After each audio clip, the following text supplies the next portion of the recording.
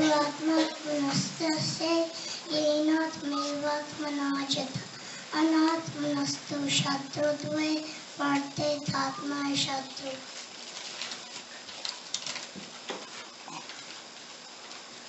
It is from chapter 6, shloka 6. I like it because I understand it a little bit.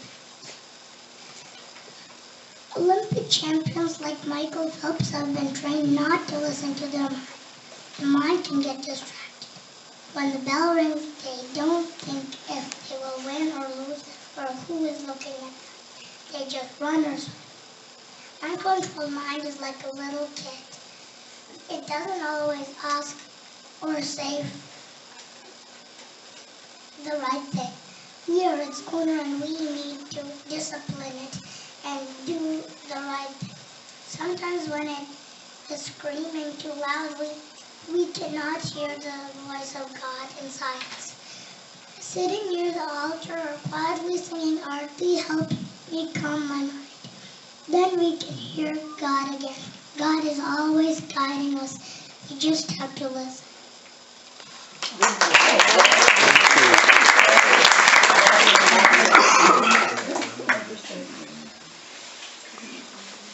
Bandhuatmas manasya yenatmevatmanajata anatmanastu shatrutve vartethatma shatru.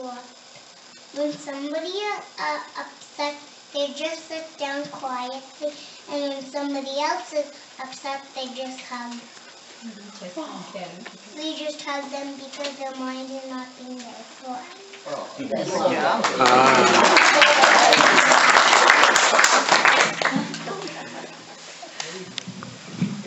That was beautiful. Both of you said the shloka so clearly. That was wonderful. Thank you. One clap. Thank you. And now we request our speaker. Well, it's good to see the Sanskrit competition from the little ones. I'm really happy to hear that. Congratulations to the parents who taught them. That's very nice. Om Sarva Vedanta Siddhanta Gocharam Tama Gocharam Govindam Paramanandam Sadgurum Pranatasmiham Shankaram Shankaracharyam Keshavam Badarayanam Sutra Bhashyakritau Vande Bhagavantau Punaha Punah Ishvaro Gururatmeti Murti Veda Vivagine Vyom Vadvyaptu Dehaya Dakshinamurtaye Namah Yo Yati Sarvabhutanam Nirmalayatana Sada Sasangama Gurudeva Shivananda Prasidatu. We like to thank the Guru before we start. All knowledge, speech, power of speech comes from them. So without thanking them, we don't start. The 15th chapter is about Purushottam Yoga. Every chapter in Bhagavad Gita has a name. Like the 12th one we just chanted is Bhakti Yoga. The 15th one is Purushottam Yoga. Purushottam means Uttam Purush. There are 3 categories: best, middle, and worst. So Uttam is best, medium, middle, and the last one is Adham. Adham means the lowest. So there is description of the Uttam Purush, Purushottam in this chapter. We will just do the first 2 or 3 because within short time it is hard to go through more. So the Lord Krishna is describing to his beloved disciple Arjuna the Purushottam, which is the Supreme Self, the Supreme Spirit, the Paramatma. There are many names for the same. So what is the description of that? The chapter starts with that. And Lord Krishna takes the analogy of a tree and explain it figuratively what the different parts of the tree are. Typically, if we take a tree and take the root out and place the root up, the tree will die. But this tree of sansar, which is called Ashwatha. Ashwatha also means, in India we have people up here. People is also called Ashwatha. But here Lord Krishna is referring to a lot deeper sense of what the Ashwatha is. Ashwatha is this universe, the tree of sansar, how it relates to the Supreme Spirit, and what is the connection between the two, and what is real, what is unreal, and what does it mean to us, and what should we be doing about it. So we'll just cover that in the next 10-15 minutes. We have 10 minutes, right? 20? Oh, okay. Maybe we can do more than 2 or 3. So the first one starts with Urdhva Mool Adha Shakha Ashwatham Prahuravyayam Chandansi Yasya Parnani Yastam Vedasa Vedavid. Urdhva means up, Adha means down. Mool is the root. So Urdhva Mool, rooted above. Adha Shakha, Shakha means branches. Branches going down. Ashwatham Prahuravyayam. Prahu means they call it Avyaya. And Ashwath is the name of this tree, Bhagavan is saying. The sansar is like a tree with root above, branch below, which is the opposite of what you see outside here. The trees, root is below, branches go above. So the first shlok says it's rooted above and the branches are going down. And Chandansi Yasya Parnani. Parna means patta, the leaves. And Chanda means reference to the Vedic mantras. So all the Vedas are written in mantras. They are called Chand or poetry. So those Chand means the knowledge of the Vedas are the leaves of this tree. Yastam Vedasa Vedavid. Jo aisa janta hai, wo Ved ko janne wala. So this is the verse 1. We'll go into what it really means. How can a tree have root above and survive? And then in the second one, I'll say that too, literal meaning, and then we can discuss detail. Adhascha urdhvam prasritastasya shakha. Adhacha urdhvam, below and above. Prasrita means spreading forth. Tasya shakha. The branches of this tree are going up and down. Guna pravriddha vishaya pravala. Guna means the 3 gunas which I believe you must have covered chapter 14. Sattvic, Rajasic, Tamasic are the 3 gunas that constitute the universe. So this tree is composed of these 3 gunas. These 3 gunas are the material that constitute the universe. Vishaya pravala. Pravala means the birds. So the tree also have birds that come out. These birds are Vishaya, the sense object. Our senses through vision, hearing, touch, taste, smell, we perceive the universe. These are the birds of the tree. Then again it says, Adhascha mulani anusantatani. Adha means again below. Mulani, the roots. They are spreading down. Just keep in mind the first one was root is above, now the root are going down. And those roots going down generate action into the universe. Karmanubandhini manushya loke is मनुष्य के लोक में, world में, those roots going down create action, originate action.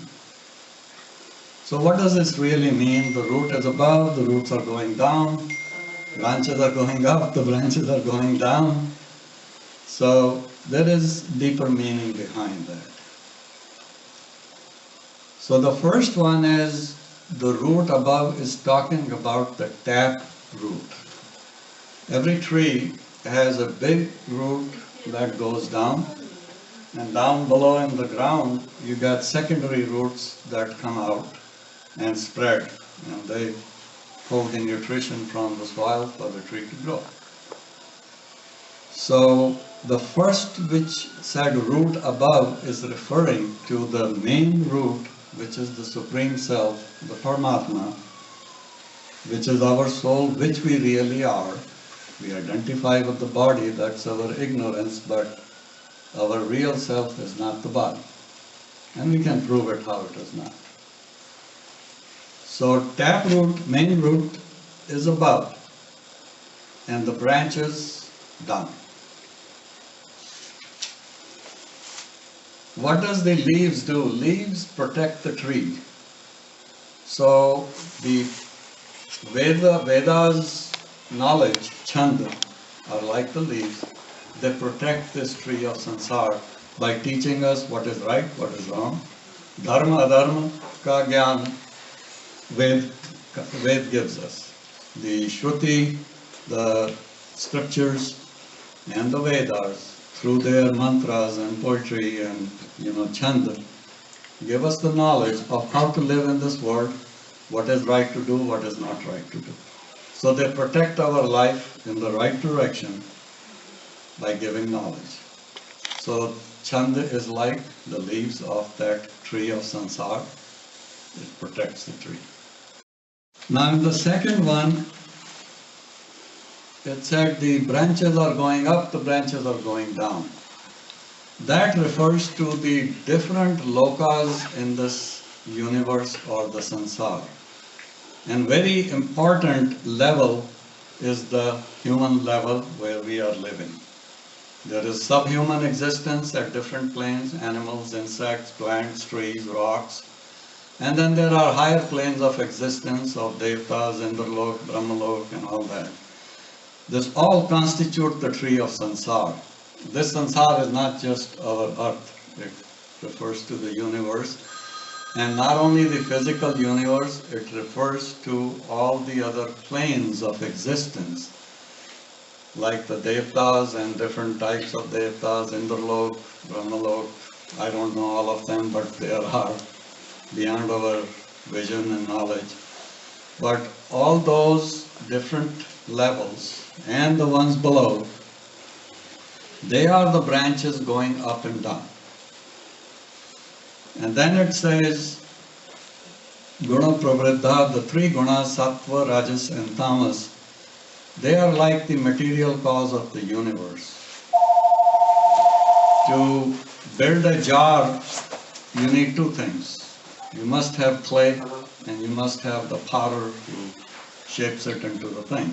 If one of them is missing, there is no jar that can be built.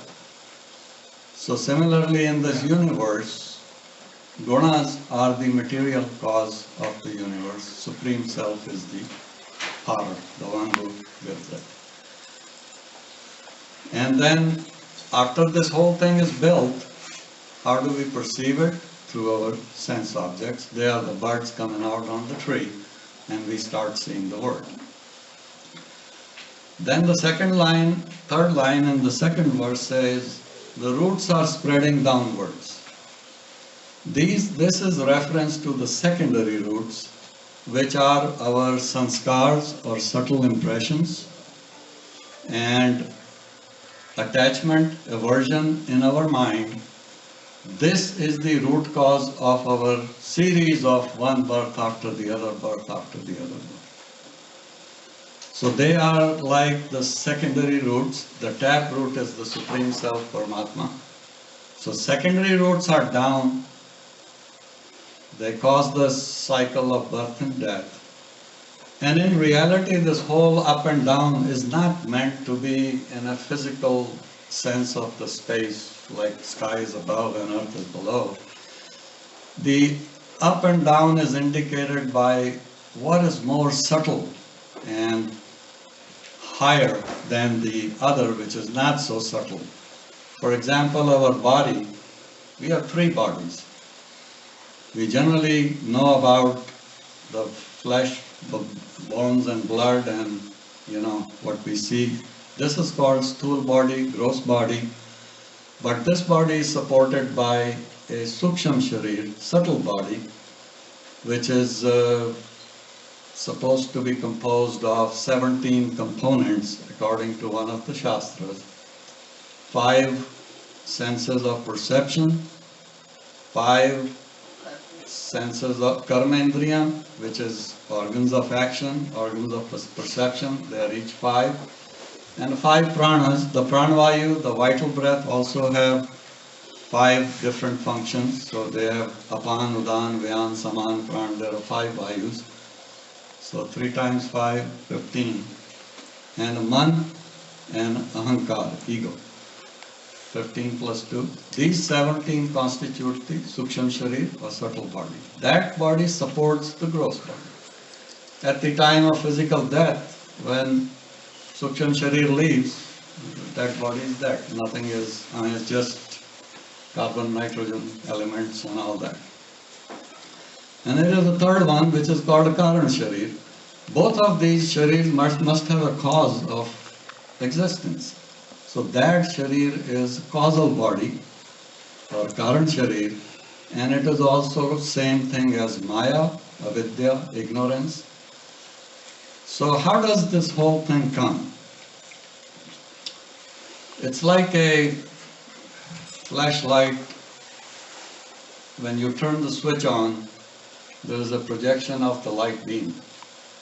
Flashlight has really nothing to do with the light beam. It goes here, there, up, down, cover it. The flash doesn't care. It just projects and it's totally unattached to the beam. Or like the sun rays, when the sun sends the rays down in the universe or in the solar world or our planets and all that,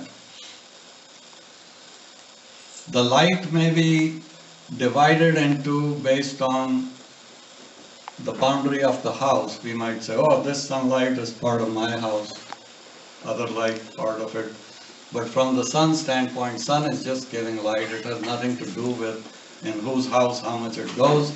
Somebody pulls a curtain, nothing goes. To sun it doesn't matter. Sun just gives the light. And the light has no existence without the sun.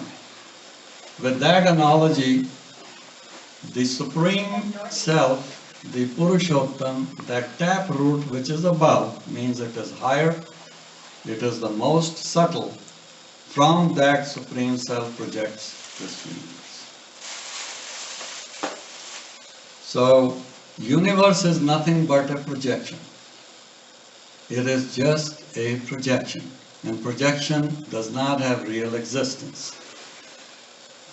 The water in the mirage, it appears to be there. Before the sun rises, there is no water. Even when the water appears to be water, it cannot wet one particle of sand into the desert. The water is just an appearance. It is not real, but it appears to be real. So same thing is said about this universe. The Supreme Self alone exists. Everything else is just a projection. So what does that mean? All of us are just a projection, illusion, delusion. So our minds are so used to our identification with the body that we find it very hard to believe. This word is so practical, real to me. What are you telling me? This doesn't exist? How could that be? That is the question rises in the mind. How could that be? Well, if you really think, you say, if somebody says, who are you? You identify with, I am this body. You cannot be the body. Well, how come and why not? You were there even before this body came. In a previous life, if you believe in that, you were there. And something happened, there was a different body, there was left, and the Suksham Sharir doesn't die at the time of death. So the Jivatma collects the mind and thoughts and all the actions. Sanskar. Sanskar is a subtle impression at a mental plane, not the physical. So those sanskars are taken by the Jivatma. The purpose of one vehicle is done. You know, your Chevy got old or your Lexus got very old. Now it's time to change. So you sell that car, destroy it, leave it, you buy another one. So Jivatma goes from one and takes the Suksham Sharir and it goes into a second body. And then we start identifying again with that body. But you were there before. And when this is left, you will still be going somewhere. And even while you are in it, when you are born as a child, we are born as a baby and say, I was a child, I grew up, went to elementary school, went to middle school, high school. So the body is constantly changing, growing. But that I behind the body is not changing. The I is still the same. It was the same I before the body came, same I will be after the body, and the same I during the life as the body is changing. So, who is that I which is a constant, not changing? And the body is changing. The law of mathematics says a constant cannot be a variable. Body is a variable. And that I is a constant. How can a constant be a variable, right? Mathematics does not allow that. So if I am there, I was before, I did not change, how could I be the changing body? I cannot be. I must be different and distinct from the body. And you can take examples like this, so many of them, to prove you are not the body. The Supreme Self is pure and stainless. This body is constantly producing foul matter. All the extremities of the body are nothing but discharging foul matter every day. Even the skin, you walk outside sweating. So sweat, saliva, waste matter, nose discharge, ear discharge, everything is producing foul matter. Somebody said body is a fertilizer factory. So how can the pure, stainless, Supreme Self be the fertilizer factory? It is not. It is different than that. So if I am not the body, then who am I? Mind says, well, I am the mind, which is more subtle, higher. So mind is also changing. He may love a piece of chocolate. The happiness he's going to get at the age of 3 by seeing chocolate is not the same after he's going to grow 20 years, 30 years, then you say, well, it's okay now. But at the age of 2 and 3, the mind is flabbergasted. Oh, I love it. But with time, it changes. Even the knowledge. You go to elementary school, you learn a little bit. You still don't know what's in middle school and high school and college. But as you grow from one phase to the other, you are going to change the mind. Mind will change. You are doing it or not, mind changes. You come to satsang, you walk out after the satsang, you carried some impressions in your mind. You have changed from the time you came in to the time you walk out. So mind is changing too. The I is still constant. So how can I be the mind? Who am I? Something to think about. You don't have to believe what the Shastras say, but think about it. That I is constant, but how come I am identifying with everything that is changing? So I must be distinct from the body, I must be distinct from the mind. Now you might say I'm the ego. Ego also changes. Sometimes people can be very egoistic and some bad thing happens in their life. The slap of nature comes and people get humbled. Ego also changed. So I am not also the ego. I am not the pranavayu. I am not the stool body. I am not the Suksham Sharir. So what is left? Nothing is left except the Supreme Self. So you are the Supreme Self. Body can be given a name for behavioral thing. We have to do that. I cannot go to passport office and say, I am Brahma, I don't have a name. We will say, then go ahead, you don't need a passport. In the behavioral world, you have to use a name, you have to use this identification, you have relationships, but they are all with the body. After the body is left, there is no relationship left. Previous life, I had a mother, father, husband, wife, daughter, son, friends, enemies. Today they don't mean anything. I don't even know. We don't have memory. So when this body will be left and the Jivatma goes take another one, all this which we spent and consume our life with in one stroke is left. So something goes further, and that is the wealth we should think about collecting to in this life, not something that in one stroke is gone. We pay tax to IRS every year, but there is a YRS, Yamraj Revenue Service. That collects tax once in a lifetime, and it doesn't take a percentage, it just takes everything.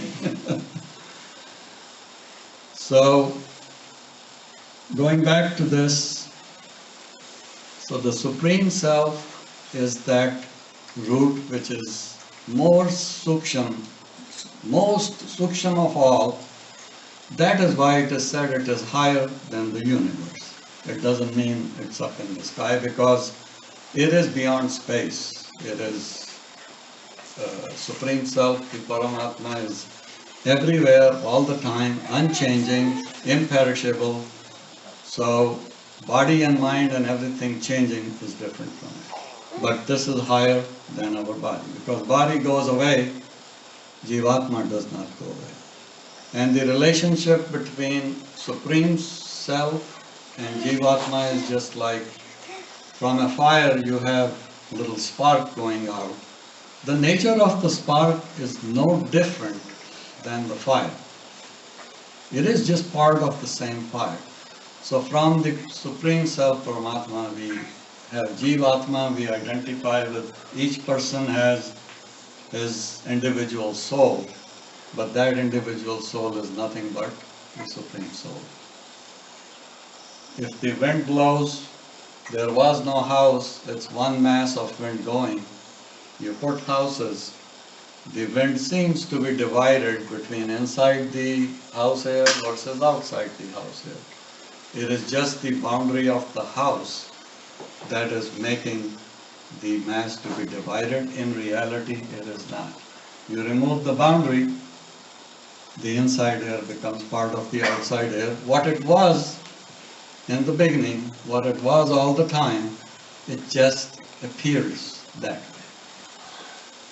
So the appearance is not considered reality. The water appearing in the desert as a mirage is accepted as an appearance, but it has no beginning, it has no end.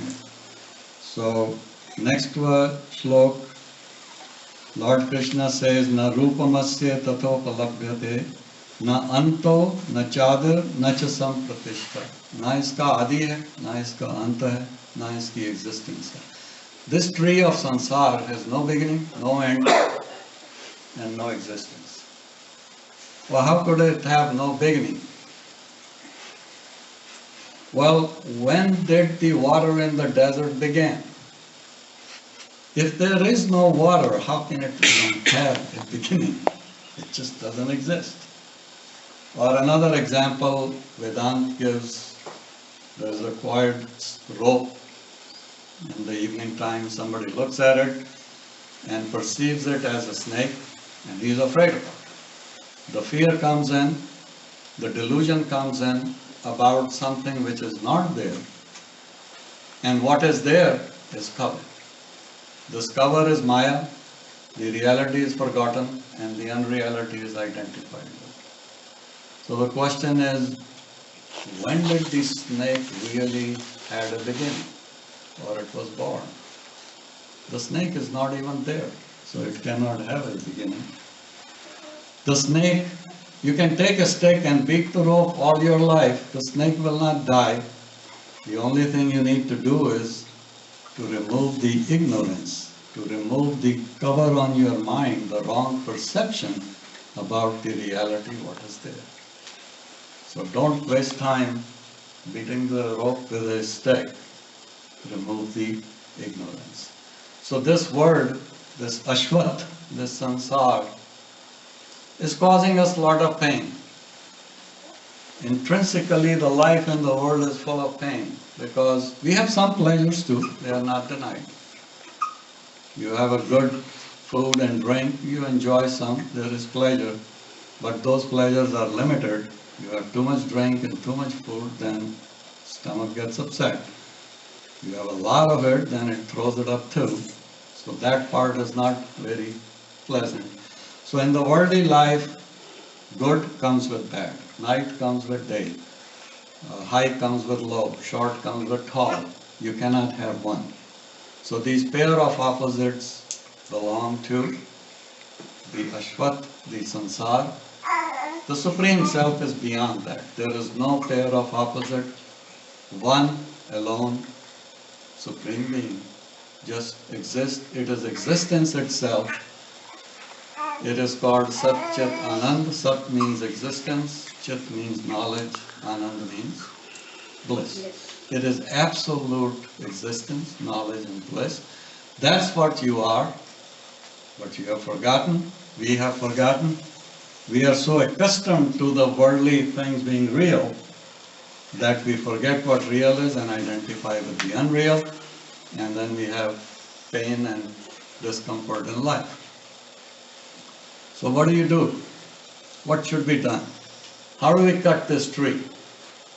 Do we have a few more minutes? Or? Okay. The roots, branches, up, down, and all that. So what should be done about it? Well, if it is created by ignorance, the Maya, the best thing is to cut this tree and be free.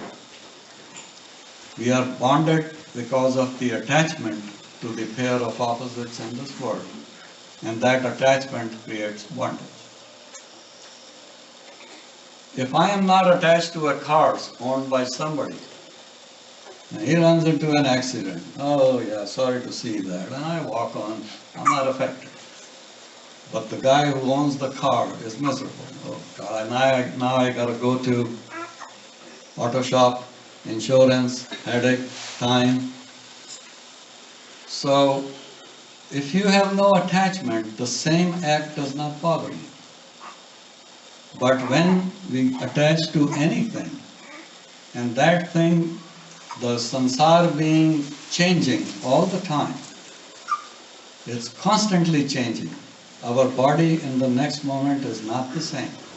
You can ask doctors here sitting, every moment there is so many reactions in the body, in the mind. Mind is changing, body is changing. So after one moment, body has changed. Whatever reactions happen, more air went in, food got digested, it's not the same. Body has changed. So we want to take our mind into not being attached, or the habit of being attached to these things. Cut that habit, cut that tree of sansar and be free. So how do you cut the tree? Well, you need an axe, a powerful axe. The tree really is composed of the attachment. So what axe do you need? The opposite of it, the non-attachment. So non-attachment is same thing as vairagya. Raga means attachment, vairagya means non-attachment. So asanga shastrena dridena chitva. Lord Krishna tells Arjuna that this ashvat suvirud moolam, its mool is very strong. So what to do? Asanga shastrena dridena chitva. Take the powerful axe of non-attachment and Arjun, cut this tree and be happy and blissful. And once this tree is cut, you are Supreme Self, which you were all the time but forgotten, and then you never come back to this tree again, and this tree cannot affect you, this tree cannot cause you pain, misery, and you are free. I think I mentioned before about a saint poet in Punjab, Bulle Shah. आपने तो सुना होगा. So one learned scholar learned a lot of scriptures and books, Vedas, got so confused talking to different pandits, and finally somebody told him, you know, you are so confused and not satisfied, go to that village, Bulle Shah can help you out. So this guy, you know, in the mid-1800s, sometime around that time, Bulle Shah is early 1800? 15, 16, 15, 16, okay, 400 or 500 years ago, I'm sorry. So at that time, means of transport were slow. The person went and found out in the village, where is Bulle Shah living here? So somebody pointed out, oh, Falani, Jhabdi mein rehte hain. So the person walks in there, and Bulle Shah is planting seedlings. You know, when a lot of seeds are there, you put in a little pot. When 10, 20 come out like a bunch, you pull each one and plant it with proper space so they grow properly. So Bulle Shah was planting those seeds, so this guy comes and says, I have come to ask you, I have a lot of questions. I am very confused about religion. Somebody told me you can solve my problems. So would you be kind enough? He humbly requested him to listen to his questions and give him some answers that he came all the way from a different village to get. So Bulle Shah looked at him, and he is doing his job on the ground, sitting. So he said the famous, you know that. Oh, you don't know? Okay. Bulle Shah said in that was Punjabi spoken at that time. Buliya dilda ki samjhana, ethon putna, othe lana. Those who don't know Punjabi, what it means is, you don't know Punjabi? You understand that. Buliya means, he's referring to himself, dilda ki samjhana. Is dil kya confusion ka kya samjhana? Ethon putna means, yank it out from here, like he's doing the seedling. Put it there. Ethon putna, vathe means there, lana, laga de. यहाँ से उखाड़ उधर लगा, उधर से उखाड़ उधर लगा. That's all. He didn't even ask all his questions. In one verse he answered all the questions. तेरा माइंड शरीर में लगा हुआ है, इस foul matter producing fertiliser factory में, यहाँ से उखाड़ ब्रह्म में लगा. चाहे राम कृष्ण जो जिसको मानते हो, माइंड जब भी जाए आई एम दिस, नहीं, माइंड तू ये नहीं है, ब्रह्म है तू. मन में जाए, नहीं तू मन नहीं, ये एथों पुटना othe lana, एथों पुटना. This was the message, and it answered all the questions. Mind is so habituated, even intellectually you hear all this and you say, yeah, you know, logically it makes sense, I see the reason. But the moment you go out, mind again goes back because it is so habituated, accustomed to identifying with the wrong thing. So what to do? Every time the mind goes into the child, my child, yank it out. ये भगवान का रूप है, मेरा बेटा. You do all your duties toward the child. Mother takes care of the child, gives everything. But उसके अंदर relation हटा के ईश्वर का रूप लगा दो. Clothe everything with God everywhere. Then mind जो है उधर से उखड़ जाएगा, इधर लग जाएगा. इधर लग गया तो फिर कोई तकलीफ नहीं।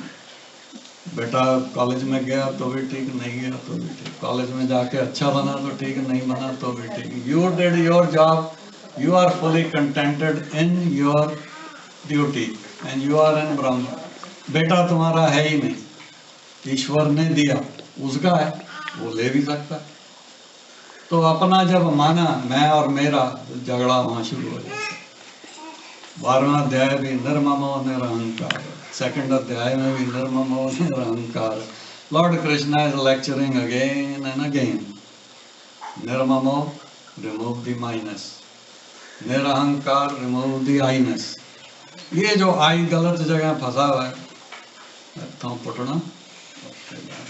आज का मैसेज यही है, तो पुटना, संसार से पुटना, अश्वत्थ से ब्रह्म में लगाना।